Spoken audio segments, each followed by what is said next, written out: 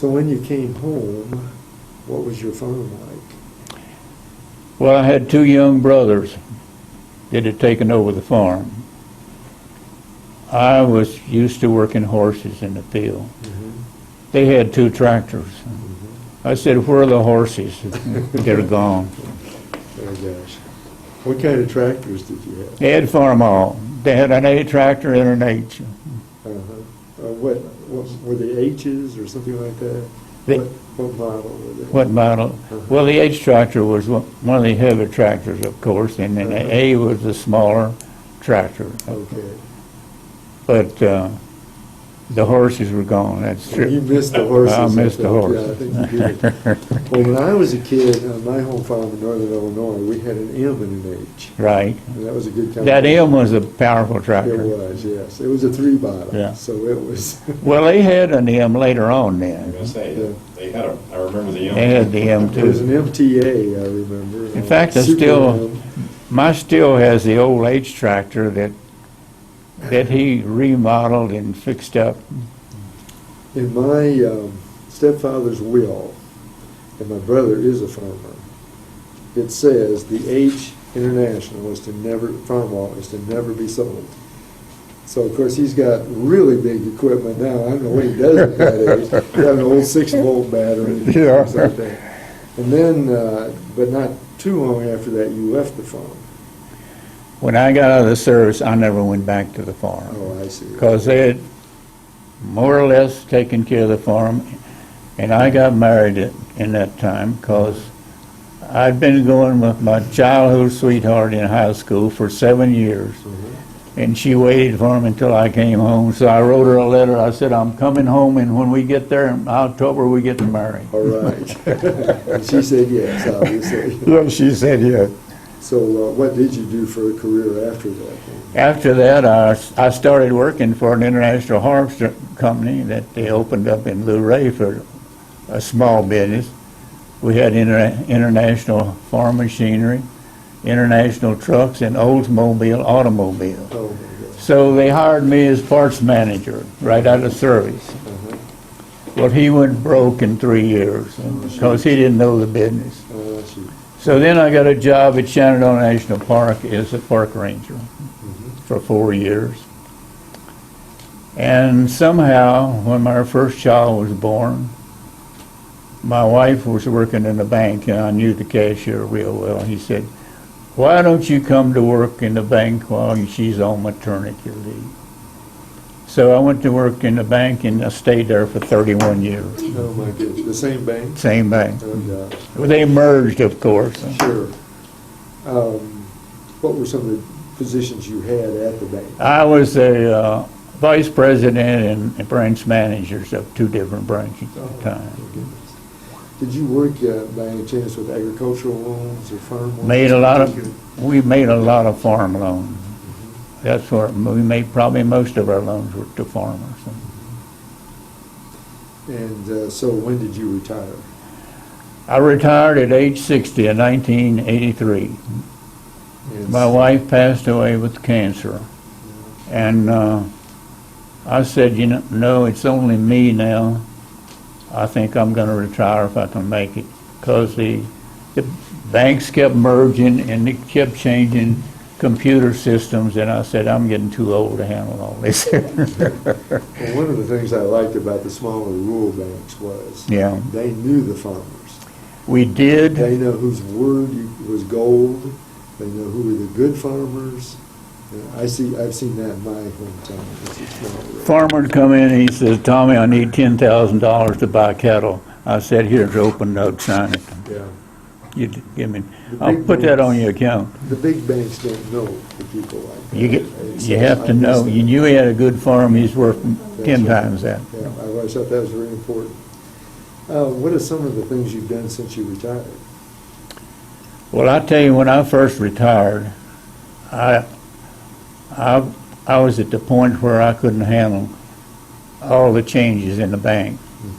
I said, I'm going to play golf for a while. There you go. So I played golf about 3 or 4 times a week and enjoyed it very much. Yeah. And I did my church, I'd lost my wife and I hadn't done church work, and I said, I'm gonna give more to my Lord now, and I did. So I served in my churches as on our church council and as officer on the council, president of the council.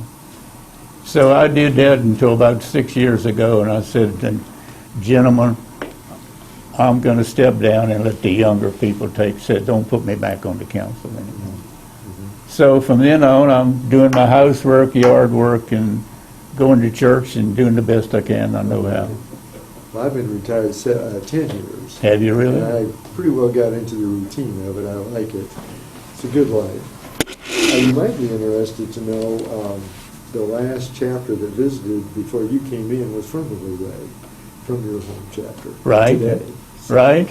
Now, I understand you're going to be speaking a little bit to the State Convention tonight. Well, if I can say a few words, it'll be all it can do. Well, I'm sure they will appreciate it. Randy, I made a few notes, and I asked Randy, I said, you think that this will do, pass me through? So it won't be long, but it'll be something that I'm going to try to do. We've got it covered, Tommy. It's going to go fine. They're looking forward to it. I've had several go through here today, Yeah. and I've told about we were going to do this interview this afternoon, Right. and they're looking forward to it. 73 years later, he's due. Right? Yeah, that's right. And especially one at Virginia Tech. If you had advice to give to today's FFA members, what would be some things you would share with them? You know, it's like I'm going to say in this little note tonight, the greatest thing that I received in the FFA was leadership. Bob Wall taught a lot of leadership. I wasn't a great public speaker, but the leadership that he taught, he was, in other words, he believed in what he was trying to teach the young people. Leadership is one of the things the FFA is famous for. Right. We teach things in the classroom. We have activities, hands-on activities in the shop. But probably the most famous part of the FFA is the leadership. These students know their parliamentary procedure. They know how to run a meeting, which most people don't. Interestingly enough, I was faculty senate president at Virginia Tech many years ago. Right. And we got all these PhDs in the Senate. They knew nothing about parliamentary procedure. I could have run a meeting and they wouldn't have any idea what was going on. And I'm not that good at it. Well, But that's one of the Bob big- Wall taught parliament procedure, and I ended up as president of the student council of a high school. Mhm. And, you know, that parliament procedure paid off right It'll take you a there. long way. Right, it sure did. And you don't have to be an expert, Right. just good at it. Just So I good ended at up it. as that and president of my senior class. So, Oh, my gosh. you know, So you were FFA president, right, president of senior class. FFA and student 4-H council club, I was a farm boy all the way. president. Yeah, that's interesting. That's his project.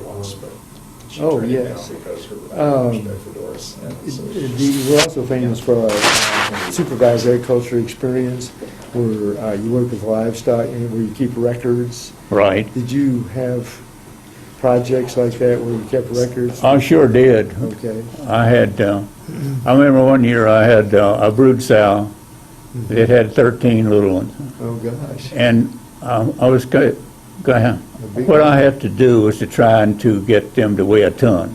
Then the fat didn't make any difference. Oh, yeah. And so I fed those 13 pigs to weigh a ton. Oh, yeah, my gosh. So Well, that's pretty good. I didn't get very much money for them, but Yeah. it's like I told Randy when I was a young boy, we sold cattle for 6 cents a pound. Oh, gosh. 6 cents a pound. But you were making money at that time, though, Tommy. Well, we made a living. Yeah. Yeah, and that was good in those days. That was, My dad bought his heirs of the farm, and he paid for it his whole life. When he died, I guess he probably had it paid for him. yeah, But everything went back into the farm. yeah, I know how that goes. I have something I want to give you. Chapter Chats was the name of the State FFA magazine, Right. and I looked up back over the years wherever I could find you. Yeah. Someplace. There's your picture. And Right, I've had this very thing. I got that picture in my pocket. is that right? You can't beat this. That's neat. Here you go. There you go. But, you know, I thought I'd bring it, you might need it. But the greatest picture that I have is when Beverly Rowley was president, and I was representing my chapter in Kansas City. Oh, We were all, well, we had all of our pictures taken, and all the officers at Municipal Auditorium. And I lost that picture in my house, and I can't find it I don't have the anywhere. picture, but I have the article you wrote about the Do you? 16th National Anthem. Well, Now, I'm going to trump you here. well, that's, Because there's Bev's picture well, right that's there. true. There's your article by the time. And now you show it. Beverly was a great speaker. I remember the day I was elected president in Massanutten Springs. Beverly made his That's cool. passing on speech, and I had to make my Oh, yeah. speech, so I had to really do some work trying to find something to Yeah, say. he was a good That's really orator. neat, Tommy. Yeah, well, And then this, I don't know if this was his retiring speech or not, but Bev was talking about, let's meet the challenge. of I'm not sure on that either. FFA members, you know, let's do our part. Yeah, that's Beverly perfectly. I have that picture at home. That chapter chat, I have some of those, and there was another article, I can't find it. I got it stuck away in some paper somewhere. How about the trip or the travels to Kansas City? Well, that's a good, let's wait just a minute on that. I found this where you won a Sears and Roebuck Award. Right, I did. What- $100. All right. That was quite a surprise, too. Uh-huh. Well, how did you earn that? I don't know. Oh. Just like you didn't know how you got elected state president. huh? I'm sure you did something during it. Somebody put something in the paper that caused me to win that. It's interesting how good things happen to good people. Well, you know, I hope try to live a kind of life that at least that I go 50-50 with everybody. Let's see, this one is where the convention, FFA. Right, uh-huh. That's it, Massanutten Springs. Right, uh-huh. And that would have been, what year was that? That was my incoming, 1944. that's where I was elected president. And then, let's see, what's this one?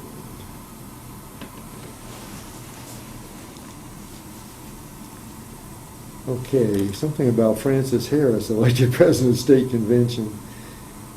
Oh, was your picture in here? Let's see. Chapter chats, we did those two. No, that's a different chapter. Okay. Yeah. Now, Let's see. interesting enough, notice the kind of darts here on the jacket. That's the same as Bev Roller's up there. You see, all of us, we had our Yeah, jackets you had on your in Kansas City. Yeah, okay, was that it? Well, I don't know. Now, I had my jacket, when I went into the service, I left it at home, but when I came home, my younger brother had gone to the high school and worn that jacket and worn my jacket out, so I didn't get to keep it. Well, somebody tried to wash Bev Roller's jacket and it faded. So that's the light blue one up there. Is that right? Yeah, about third one in from the end. Yeah. Now, Phil asked a good question about getting to Kansas City. You what? How you How got did I get to Kansas? Yeah. Well, I went to Newmarket and got on the bus and rode to Roanoke, Trailway bus. And they put us on the train with sleepers. Mhm. So we rode the sleepers to Kansas City on the train. They fed us on the train, and we had place to sleep during the night. We had 2 bunks in our own compartment, two men to each compartment. So we had a nice trip to I go bet out. you did. Bill Schaefer told me about a similar experience. He Yeah. took the train. In fact, he had the menu for the food that was available now, and you could get a meal for 90 cents or some such thing. That's about right. Yeah. So- You know, I used to travel with Mr. W.R. Legg. We'd travel to these chapters. I know in Waynesboro one time, we spent the night in an old hotel. I think it cost us $1.50. I think that's what it.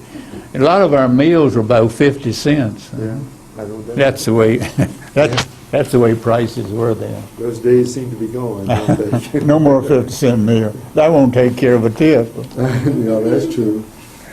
Tommy, is there anything else you'd like to tell us about your experiences with the FFA? Well, really, I don't know. We tried to do everything in FFA we could, you know, during the year, you know. As I say, we had a banquet at least once a year where the parents could come in. That's another thing the FFA is famous for. The Right. banquets. But I was quite a busy young man. I really was. And then when I had to go into the Army, and I knew I was going to have to go because I had one younger brother 2 years younger than I was. And then my youngest brother was only 8 years old. So he's the one who wore out my jacket. Oh, I see. Okay. I don't really know anything else I can tell you. I think I've told you most of my experiences in Well, I World War appreciate- II I and whatnot. appreciate you sharing those experiences with us. Were there other programs in Page County? Pardon? Were there other high school programs in Shenandoah or other places? Other programs? Other FFA programs, ag programs. Oh, In Page County?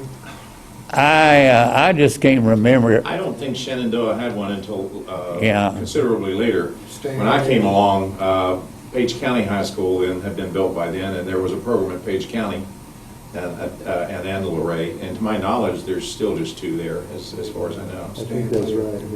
Yeah. I know the FFA did things to help out people, you know. And then the farm people, they were all farm boards in the FFA at the time. And we had quite a large chapter. So Bob Wall came from Stephen City. He had a chapter in Stephen City over there. You probably remember something about Bob Did you know Wall. Bob? No, it did. Well, yes, I it did. did, but. I was still on faculty here when I graduated. He left Stephen City and came to Luray and started the chapter there.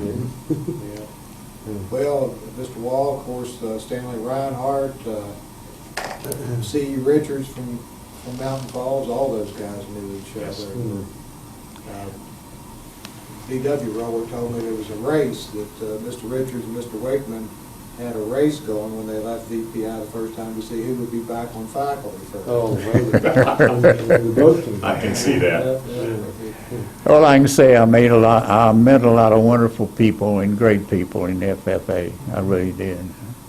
I started out in 4-H club before we even had FFA.